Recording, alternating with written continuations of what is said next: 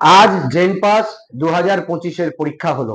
Joydeb sir classes এক বছর ধরে যে পরিশ্রম করেছে তার ফল আজকে তারা হাতে নাতে পেয়েছে। আজকে জয়দেব স্যার ক্লাসেসের পড়ানো যে স্টাডি মেটেরিয়াল, নোটস এবং মক টেস্ট, সেখান থেকে কি পরিমাণ কোশ্চেন কমন এসছে তোমাদের আমরা এখনো পর্যন্ত আমাদের ছাত্রছাত্রীরা আমাদের যা জানিয়েছে এবং আমাদের ছাত্রছাত্রীরা তাদের যে রিভিউ বা ফিডব্যাক দিয়েছে সেখান থেকে আমি একটা তোমাদের পরিসংখ্যান তুলে দিচ্ছি।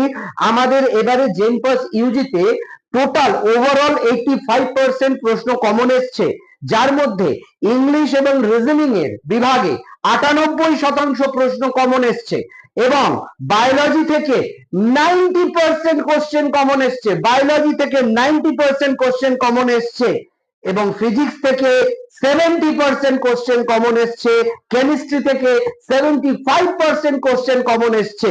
ওভারঅল আমাদের 85% কোশ্চেন কমন এসছে, যেখানে বায়োলজি থেকে 90%, ইংলিশ এবং রিজনিং থেকে 98% এবং কেমিস্ট্রি থেকে 75% এবং ফিজিক্স থেকে 70% কোশ্চেন কমন এসছে। আমরা আশা করছি আগামীকাল অর্থাৎ রবিবার যে জেপিবিএন, জেবিসিএন বা জিএনএম এর পরীক্ষা আছে সেখানেও আমাদের এই ধারা, সাফল্যের ধারা অব্যাহত থাকবে।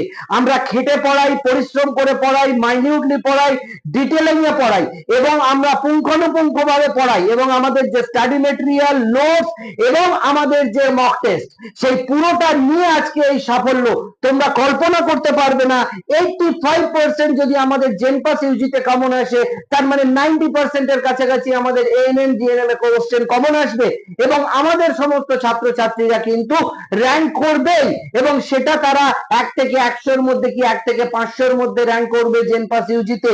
অর্থাৎ আমাদের যে সাফল্যের ধারা, আমাদের যে হার্ডওয়ার্ক, আমাদের যে পরিশ্রম এবং সঙ্গে স্টুডেন্টরা যে হার্ডওয়ার্ক করেছে, যে পরিশ্রম করেছে, এক বছরে তারা যেভাবে অধ্যাবসায় অনুশীলন করেছে, আজকে তার ফল তারা হাতে নাতে পেয়েছে এবং আগামীকাল জেন পাসের পরে তারা জিএনএম এও সফল হবে, জেপিবিএন যারা দিচ্ছে বা জেএমএসসিএন যারা দিচ্ছে সেখানেও তারা সফল হবে।